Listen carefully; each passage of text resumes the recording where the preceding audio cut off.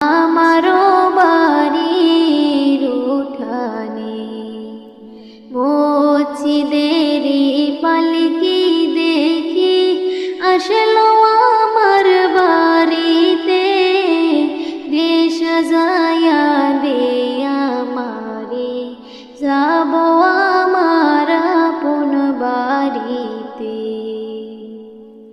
কালকে সবার সাথে ছিলাম ছিলামই না ভুবনে, আজকে কেমনে মাটির ঘরে থাকবো আধারে পড়ে।